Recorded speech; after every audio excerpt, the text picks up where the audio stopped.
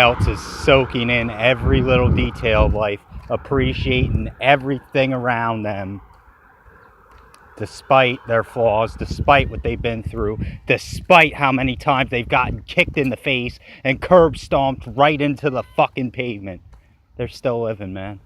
And they appreciate the few people that have hung around.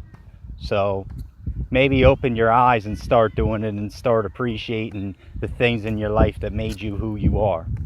And of course, that is a segue to part dos, numero 2. And that segue leads to moments in your life that made you more appreciative. And here's mine. The week of April 1st, 2013, that whole week, fucking disaster. Well, it should have been a disaster. Those of you know what happened March 31st, 2013. Next few nights I spent at my mom's. I couldn't stay in that apartment, man. Had to stay at my mom's, you know.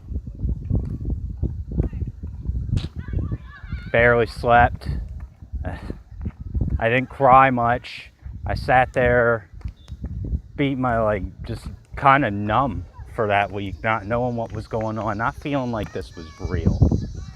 So, obviously, that numbing effect only lasts for a few days before your emotions kick in, especially when you lose the love of your life. So, what was I going to turn to?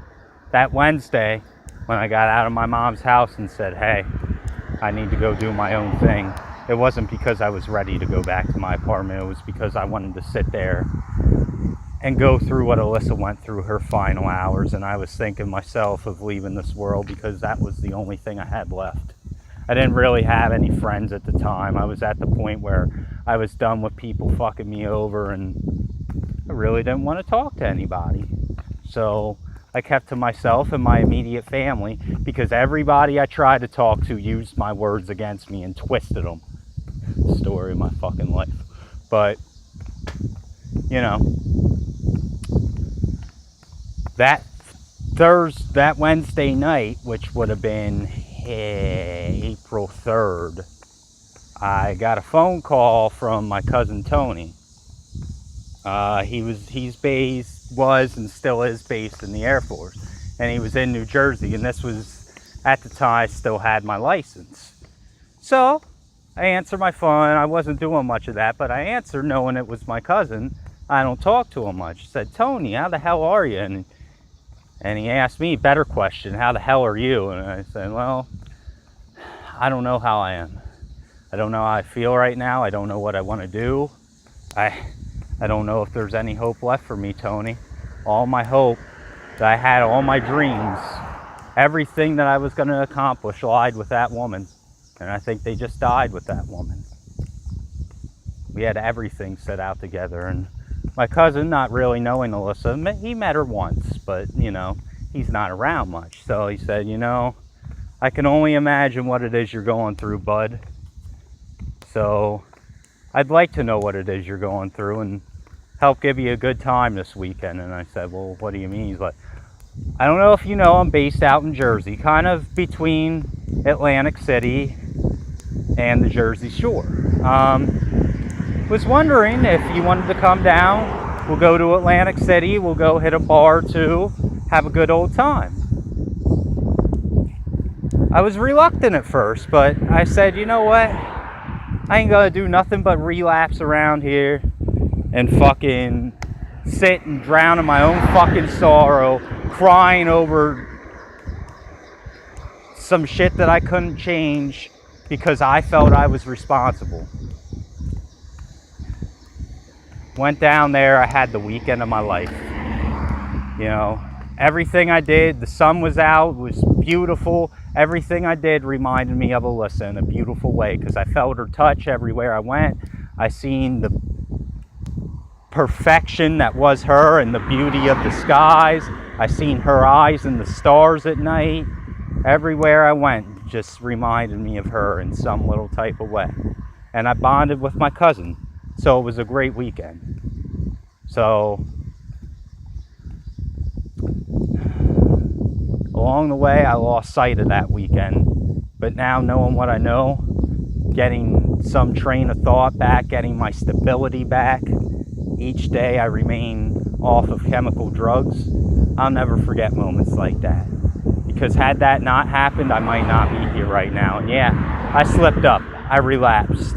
I got negative trains of thought during this whole process, which has been a 3-year roller coaster. But what I think of moments like that and memories that'll last a lifetime. And I smile, knowing that certain things needed to happen to have that happen. And it sucks, but hey, I'll never forget that, and I'll never be thankful enough for that moment. And my cousin may never know this because I'm the type, I don't do feelings too well. You may think different because what you see on video, but it's hard for me to tell somebody I love them, man. It's hard for me to say thank you to somebody just because I feel so ashamed. Like, sometimes, you know, I feel like I'm worthless because I'm relying on these people, and that's why I don't anymore. Because my message is to help people, to guide people, but I get criticized because I'm not talking about your fancy topics in the world like this gorilla that died or fucking Pokemon Go. I may not be up on the latest technology. I may not be out there talking about shooting up drugs and how fun it is to sit around and get fucked up all night. But guess what? I'm talking about issues that you could really apply to your fucking life if you use your head and open your fucking mind and your eyes. You know, we lose sight of what's important every day. So I challenge you to ask yourself, what is a memory in your life, something that you have done or something somebody has done for you, that you look back on and has made you more appreciative, more humbled to this life that you live? And if you say nothing, well, then I feel sorry for you, because you're just a shell rotting away in a body. Trust me, I've been there. It's no fun, man. I don't say these things to hurt people. I don't say the shit I do to try and push people out of my life. I say it because I don't sugarcoat shit. This isn't fucking Willy Wonka. I may live near Hershey, but I don't go down the Hershey Highway. This ain't all fucking cookies and milk, and I sure as fuck ain't Santa Claus. I am a lunatic. But I am a lunatic not because of what I've been through, because of the fact that what I have been through has not killed me.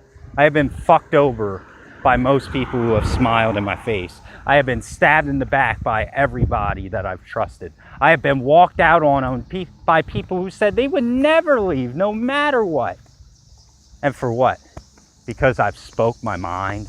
Because what I said tried to help you, but you wanted to take it the wrong way? Because I'm not pretty enough? Because I don't have a lot of money, and I'm not bragging and boasting about what I do got, but I'm taking appreciation to the little things, the unmaterialistic things that life can't fucking buy you? No. That's not it. It's probably because I'm doing what you want to be doing but can't. And that's good and fine, man. You know, I'm not very religious, but the few times I do pray, I'll pray for you. It just makes me sad that, you know, somebody's got it worse than me in the world. A lot of people do, and that's sad, man. I look at my mom, and yeah, we may argue and fight, but losing her husband the way she did, the way he just took his own life, it's just, she has to live with that every day. It's hard enough for me. I had to see the one I love, but she was married for over a decade. Okay? How do you wake up every morning like that? So maybe it's time I be easier on her. And I know she's hard on me, but I gotta ask somebody who's hard on people, maybe it's for my own good. And I gotta understand that. And I know we fight, but I love my mom, and she is my inspiration each and every day. Knowing what she does and is still able to do despite what she's been through. You know, I may talk shit on her sometimes like she does with me, but I know she's proud of me deep down, and goddamn it, I'm proud of her. And I know it's not easy on her with her 27-year-old son sitting at home, you know, on probation, no license, you know, really her having to fucking alter her life to help me out, which it's shitty. It is. And that's nobody's fault but my own. But I take responsibility. But you know, what I'm getting at is this, people. We all have our flaws. We all have our downfalls. But what if we lived in a world where hate was outlawed and judgments and discrimination were against the law? Were crimes that could get you put in jail? What if we lived in a world where acceptance was mandatory?